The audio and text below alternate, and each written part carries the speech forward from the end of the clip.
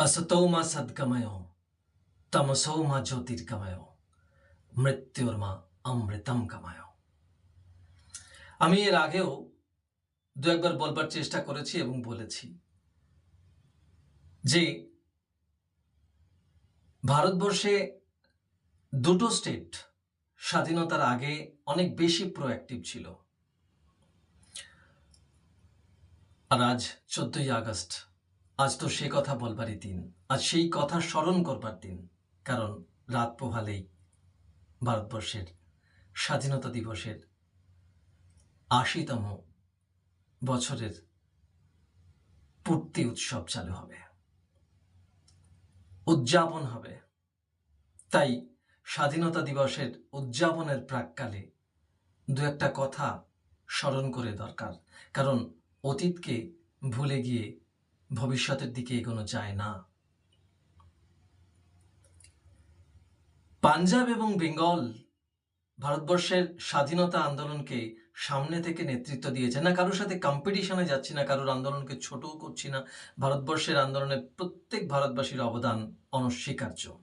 কিন্তু এই কথাটা বলছি অন্য একটা পার্সপেক্টিভ নিয়ে, অন্য একটা দিক নিয়ে। যারা শুনবেন তারা বুঝতে পারবেন। যখন বোধ করি তাদের মধ্যেই সমগ্র ভারতবর্ষের যারা সেই সময় নেতৃত্বস্থানীয় ছিলেন, আপনারা বুঝতেই পারছেন কাদের কথা বলছি। জওয়াহরলাল নেহরু, মহাত্মা গান্ধীজি এবং সমগ্র নর্থ এবং ওয়েস্ট ইন্ডিয়ান্স যারা ছিলেন, বোধ করি তারা একটা বিভাজন তো তৈরি করেই ছিলেন। হ্যাঁ, সেটা তো করেই ছিলেন। নরমপন্থী আর চরমপন্থী নামে তারা অভিহিত করতেন নিজেদেরকে, আইডেন্টিফাইড তো তারা হয়েই ছিলেন। সেখানে তো কোনো দ্বিধা বা সেখানে কোনো মতামতের অবকাশ তো নেই। তাদের নিজেদের মধ্যে একটা সুপ্ত লড়াই চলতো, সেটা বোঝা গেল সুভাষ বোস ভারতবর্ষ ছেড়ে চলে যাবার পরে। কিভাবে যে বঙ্গভঙ্গকে বাঙালি তথা আপামর ভারতবাসী রাখি বন্ধনের মাধ্যমে রুখে দিয়েছিল, সেই বঙ্গভঙ্গকে কার্যকর করলো ভারত স্বাধীন হয়ে যাওয়ার পরে একদল স্বাধীন ভারতের নেতৃত্ব স্থানীয় লোক, তারা দাঁড়িয়ে থেকে ভারতের আধখানা করলো। শুধু তাই নয়, পরিকল্পিতভাবে পাঞ্জাবকেও ভেঙে দেওয়া হলো। কারণ ক্ষমতার লিপ্সা। ভারতবর্ষের মানচিত্রে, ভারতবর্ষের তাকতে তাজ যেন এই দুটো স্টেটের কপালে না জোটে। অর্থাৎ এরা কর্মী মৌমাছি না। আবারও বলছি, এই দেশ আমাদের দেশ, কিন্তু এই নোংরা রাজনীতির বিপক্ষে। আজ 14ই আগস্ট, এই কথা স্মরণ করবার দিন।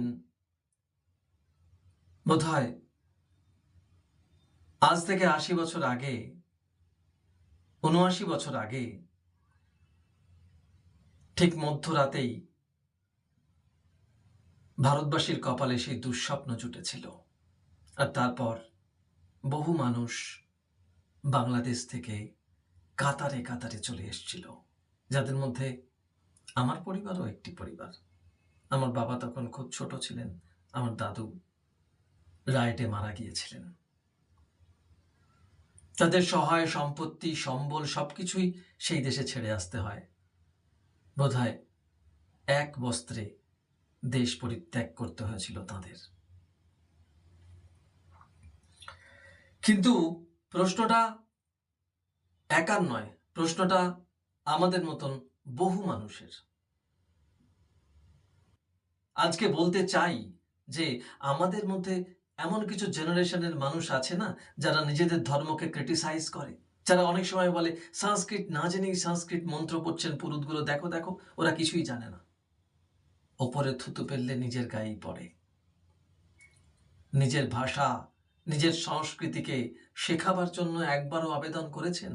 একবারও বলেছেন যে আমরা আমাদের ধর্মটাকেই জানতে চাই, আমাদেরকে জানতে দেওয়া হোক? কি খারাপ আর কি ভালো সেটা আপনি বেছে দেবার কে? সেটা তো মানুষ বেছে নেবে। একটা ছেলে বা মেয়ে তারা যদি সংস্কৃতটাকে ছোটবেলা থেকে পড়ে, তারা যদি বেদ উপনিষদের কথাগুলো শুনতে শুনতে বড় হয়, তাহলে তারা তো একটা সময় নিজেরাই বুঝতে পারবে যে বেদ উপনিষদ ভালো না খারাপ। আপনি কেন আগে থেকে ডিসাইড করে দিচ্ছেন যে বেদ উপনিষদ তাদের জন্য নয়? তারপর সেই রবি ঠাকুরের মতন তিনি তো বলেই গিয়েছিলেন যে প্রথমে পাখিকে উড়তে দেওয়া হয় না, তারপর পাখির ডানাগুলোকে ছেটে দেওয়া হয়, তারপর বলা হয় পাখি আহা পাখি উঠতে পারে না। যে পাখিকে উড়তেই দেয়া হলো না, সেই পাখিকে বলা হচ্ছে খাঁচায় রেখে ও তো পড়তেই পারে না, ও তো সংস্কৃত উচ্চারণই করতে পারে না, ও তো সংস্কৃত মন্ত্রের নাম মানে জেনে উচ্চারণ করে, ও তো বোধই হয়নি, ওরা কি বলে আর কি করে কিছুই জানে না। এ দাম্ভিকের দল, যখন বছরের পর বছর বোহেমিয়ান দলগুলোকে আপনারা ভোট দিয়ে নির্বাচন করেছেন, যখন হিন্দু সংস্কৃতির বাইরে যে সংস্কৃতির আবহমান গোল ধরে বিদেশ থেকে আমদানি করা হয়েছিল তাদেরকে মাথায় তুলে নেচেছেন, নেতাজিকে তোজর কুকুর বলেছিল যারা, তাদেরকে ভারতবর্ষের, তাদেরকে বাংলার আসনে, সম্রাটের আসনে বসিয়ে রেখেছিলেন, তখন তো বাধেনি আপনাদের। তাহলে আজ কেন? আসুন না, নেক্সট জেনারেশনের সামনে ভালো মন্দ সবকিছুই তুলে দিন না। আমরা তো অন্য ধর্মের কথাও বারণ করিনি, দিন না ধর্মগ্রন্থ, যার যেটা সেটা সেটা পড়ুক না। তারপর যখন আস্তে আস্তে 18 বছর বয়স হবে তখন ওরা নিজেরাই বেছে নেবে কোনটা ওদের দরকার আর কোনটা ওদের দরকার না, কোনটা ওর ভালো লাগে কোনটা ওর ভালো লাগে না। আপনি কেন আগে থেকে ডিসাইড করে দিচ্ছেন কোনটা কমিউনাল কোনটা কমিউনাল নয়? যদি কমিউনাল কথাটাই বলবেন তাহলে 1947 সালের 15ই আগস্ট কেন বলেননি, যখন সম্প্রদায়ের ভিত্তিতে দেশটা ভাগ হয়েছিল, যখন কাতারে কাতারে মানুষ বাংলাদেশ থেকে এক বস্ত্রে পার হয়ে চলে এসেছিল, যারা আজও এই দেশে রিফিউজি কলোনিগুলোতেই স্থান পেয়েছে। হয়তো তাদের অনেকে, বহু মানুষই, সম্ভবত 99% তারা দলিল টলিল ইত্যাদি পেয়ে গিয়েছে, কিন্তু অনেক জায়গায় সরকারি স্বীকৃতি, সেই জমির স্বীকৃতি এখনো নেই, কারণ তারা উদ্বাস্তু। ইস্ট বেঙ্গল, মোহনবাগান, এই যে নামের কনসেপ্ট, তারা তো উদ্বাস্তু, কারণ তারা দেশভাগের সময় এই দেশে এসে আশ্রয় নিয়েছিল। কিন্তু এই দেশটা কি তাদের নয়? অবিভক্ত বাংলা কি তাদের রাজত্ব নয়, তাদের দেশ নয়? কারোর রান্নাঘর ভারত থেকে বাংলাদেশে চলে গেল, কারোর রান্নাঘর বাংলাদেশ থেকে ভারতে চলে গেল, সেটাই কি সর্বৈব? ভাববেন না। আর কতদিন শাক দিয়ে মাছ ঢাকবেন? প্রতিহিংসার রাজনীতি নয়, সচেতনভাবে রাজনীতিটা করতে বলছি। সবকিছু না জেনে রাজনীতি করতে নয়, গড্ডালিকা প্রবাহে গা ভাসিয়ে দিয়ে রাজনীতিটা নয়, আগে ইতিহাসটাকে জেনে তারপর রাজনীতিটা করতে বলছি। আজকের ছেলেরা মেয়েরা যারা খুব সহসাই কোনো একটা দলের আইডিওলজিকে ভালোবেসে পতাকা হাতে সরাসরি নেমে পড়ে, এবং তাদের মধ্যে অনেক উদীয়মান মানুষকেও দেখতে পারি যাদের বাগ্মিতা শক্তি সত্যি শ্রদ্ধা করবার মতন, অ্যাডমায়ারেবল, কিন্তু এই যে right man in the wrong party আর wrong man in the right party,